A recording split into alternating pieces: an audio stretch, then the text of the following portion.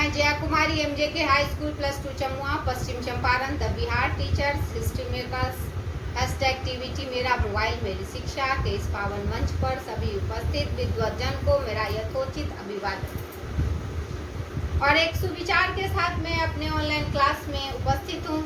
आदमी को चाहिए वो गिरे तो उठे, उठे तो संभले, संभले तो जूझे और एक स्वप्न अगर टूटे तो वह दूसरा स्वप्न गढ़े। इस ग्रुप से जुड़ने का मेरा एक उद्देश्य था जी वैश्विक महामारी में the Bihar teacher history makers का जो ये पावन मंच बना, जिसमें विभिन्न प्रकार के विद्वानों ने आके अपना भूमिका निभा रहे हैं। मुझे देखकर बहुत खुशी हुई और मैंने भी प्रण लिया कि मैं भी, मेरे पास जितनी भी ज्ञान है मैं भी अब बच्चों में बांटूंगी और मैं भी इस पुण्य का भागीदारी होंगी। इसके लिए मैं दृढ़ संकल्पित हूँ और मैं एक चैप्टर जो मेरा कोशिका है वो मैं लगभग समाप्त कर चुकी हूँ। तो आज हम विषय वस्तु की सूची पर देखेंगे जो हमको क्या क्या 9th क्लास में पढ़ना है। तो हमारा विषय सूची है पहला कोशिका। विषय सूची की हम चर्चा करेंगे। इससे पहले हम विषय सूची की चर्चा इसलिए कर लेते हैं कि ताकि हम लोगों को समझ में आ जाए कि क्या सब हमें पढ़ना है। तो ये 9th क्लास का जीव विज्ञान है जिसमें हम लोगों को पढ़ना है कोशिका, यानी कि जीवन की आधारभूत इकाई, जीव शरीर की क्रियात्मक इकाई, जीव शरीर की संरचनात्मक इकाई, जीव शरीर की आनुवांशिकी इकाई। ये चैप्टर हमने पूर्ण कर लिया। उसके बाद हम लोगों को पढ़ना है उत्तक। कोशिका मिलकर उत्तक का निर्माण करती है। इस चैप्टर को पढ़ेंगे। तीसरा चैप्टर हमारा रहेगा जीवों में विविधता।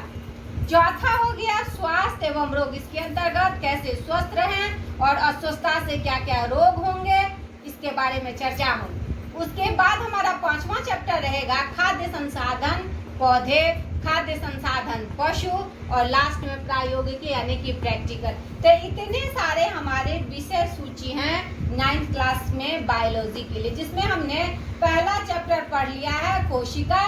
कोशिका के बारे में हमने बहुत चीज जाना कि कोशिका जीव शरीर की संरचनात्मक, क्रियात्मक और आनुवांशिकी इकाई होती है। कोशिका की खोज रॉबर्ट हुक ने की थी। सबसे पहले निर्जीव कोशिका की खोज उन्होंने की थी। उसके बाद एंटीगोन ल्यूवेनहॉक आए जो सजीव कोशिका की खोज किए थे। तो बहुत सारे हमने उसके अंदर कोशिकांग भी पढ़ा। उसके बाद ये परिवहन पर थोड़ी सी चर्चा कर। परिवहन मतलब होता है ढोना।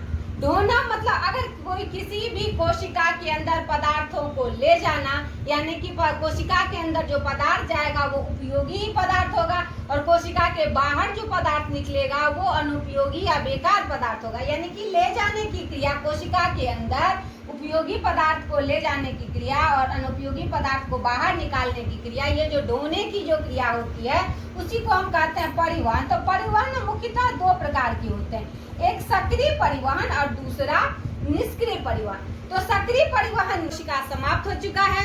1 मिनट थोड़ा हम लोग कोशिका में जो पढ़े हैं उसका मेन मुख्य बिंदु उसके जो छान लिए हैं, उस छाने हुए लाइन को हम लोग थोड़ा सा देख लें। कोशिका जीव शरीर की आधारभूत संरचनात्मक क्रियात्मक इकाई होती है।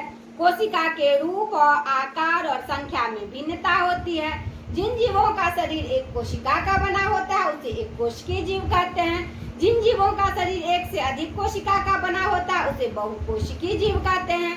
कोशिका का आकार एवं आकृति उसके कार्य के अनुरूप होता है। पादप कोशिका और जंतु कोशिका मूलतः समान होती है, परंतु उसमें कुछ महत्वपूर्ण भिन्नता होती है। कोशिका भित्ति, लवक और कोशिका रस भरी हुई रसधानी केवल पादप कोशिकाओं में पाई जाती है। तारक काय केवल जंतु कोशिका में पाया जाता है। कोशिका के चारों ओर कोशिका झिल्ली पाई जाती है जो लिपिड और प्रोटीन की बनी होती है। पादप कोशिका में कोशिका झिल्ली के बाहर की ओर सेल्यूलोज की बनी कोशिका भित्ति पाई जाती है। जीव द्रव्य का वह भाग जो कोशिका भित्ति एवं केंद्रक के बीच होता है उसे कोशिका द्रव्य कहते हैं। इसमें विभिन्न प्रकार के कोशिकांग पाए जाते हैं। जीव द्रव्य को जीवन का भौतिक आधार कहते हैं। यह बात कहा था प्रोफेसर हेक्सेले ने। यूकेरियोटिक कोशिकाओं में कोशिकांग झिल्ली युक्त होते हैं, जबकि प्रोकैरियोटिक कोशिकाओं में झिल्ली युक्त अंगक नहीं पाए जाते हैं। अंतःप्रद्रवी जालिका 2 प्रकार की होती है, एक चिकनी और दूसरा खुरदरी अंतःप्रद्रवी जालिका होती है। राइबोसोम प्रोटीन संश्लेषण का सक्रिय स्थल होता है। गोल्जी उपकरण सूक्ष्म नलियों एवं थैलियों जैसी रचना का बना होता है। यह कोशिका में बने पदार्थों का संचयन, रूपांतरण और पैकेजिंग करता है। माइटोकॉन्ड्रिया को कोशिका का ऊर्जा गृह कहते हैं। लवक कई प्रकार के होते हैं जो पादप कोशिकाओं में पाए जाते हैं। वर्णी लवक, अवर्णी लवक और हरित लवक। हरित लवक खाद्य संश्लेषण से संबंधित रखता है। ल्यूकोप्लास्ट का प्राथमिक कार्य संचय करना होता है।